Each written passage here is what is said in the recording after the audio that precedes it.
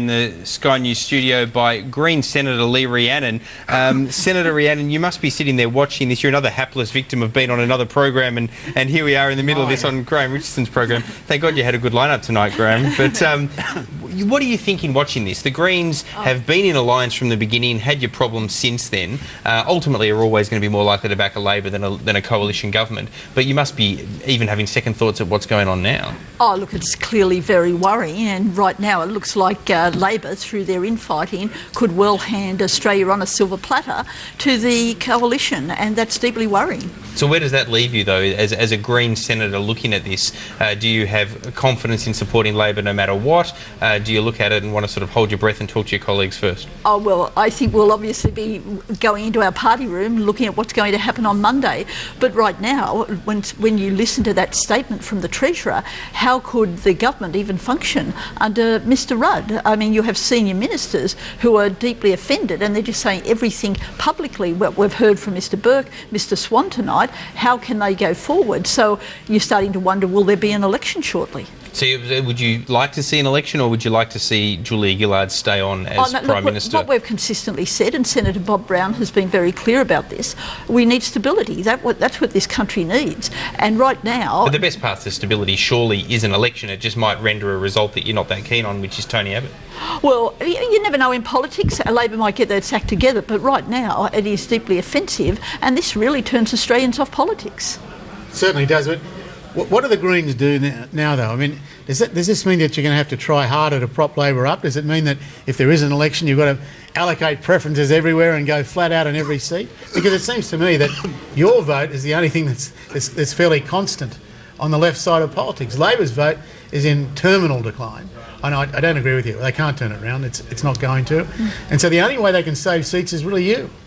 Well, we can't save seats for Labor. We're getting out there campaigning, looking to win more seats. We'll obviously be working hard to ensure Adam Bandt retains Melbourne, and looking at other marginal seats where it's between Labor and the Greens. I mean, our critical endeavours is to break through into the House of Representatives.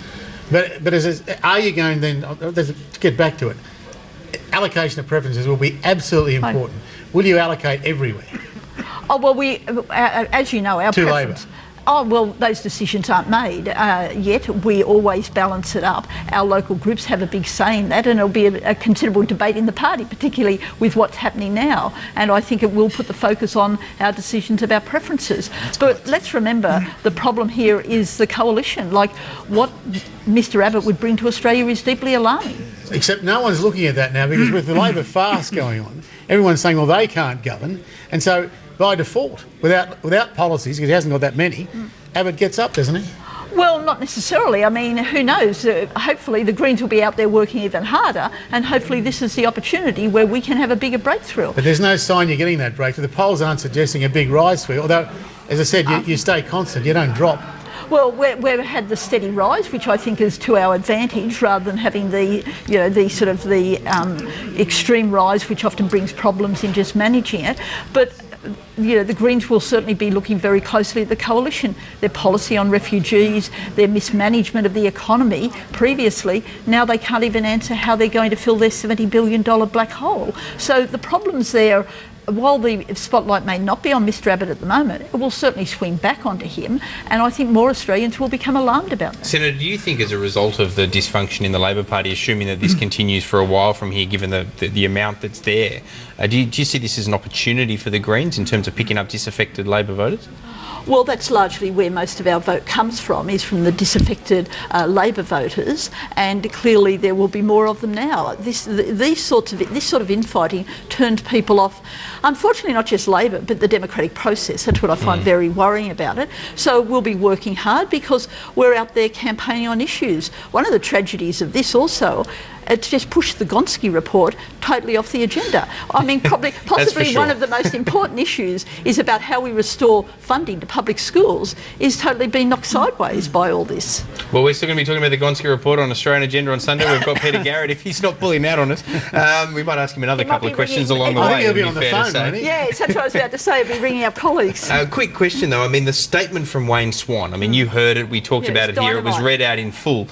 A statement like that, has Kevin Rudd really been that bad? Well, we don't know what goes on behind closed doors. But on your read of it, from what you've seen. Well, Senator Bob Brown often says how good his meetings are with Kevin Rudd. They're productive. We've found, my office has found their office very helpful when we need to work out things. But there is that theme that's been coming through regularly about Mr. Rudd and how he works with his colleagues.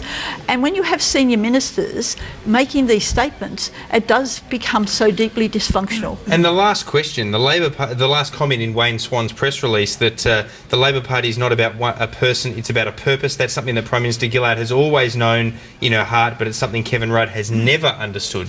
Never understood, yet they got behind him to take over the Labor leadership, to defeat John Howard, to back him as Prime Minister. I mean, what does that say about the Labor Party if that's how Wayne Swan really felt all the way through that time? Well, again, it just deepens people's cynicism about Labor, that dishonesty that people often associate with politics.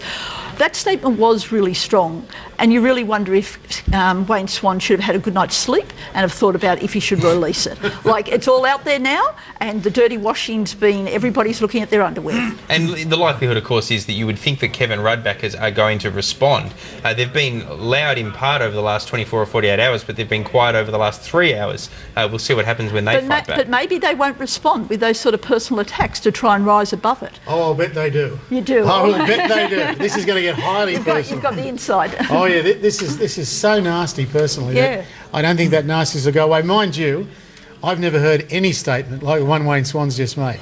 No. I've never, in 40 years of looking at this pretty closely, seen anything like that. That is just amazing. Yeah.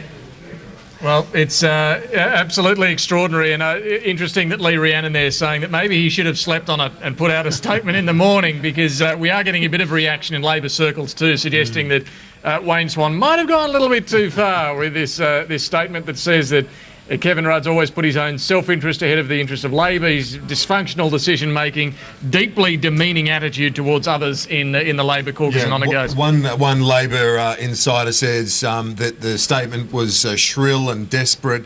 If Rudd wins a ballot, the Libs will use it on Rudd. That's a very good point. I mean, what if? It might be still not likely, but what if Kevin Rudd wins? I mean, it's unbelievable, and the question is, will the text message goes on to say, will he say it on tape tomorrow? Is the question to Wayne Swan. I should point out we've also got some more statements here. One from the shadow Foreign Minister Julie Bishop.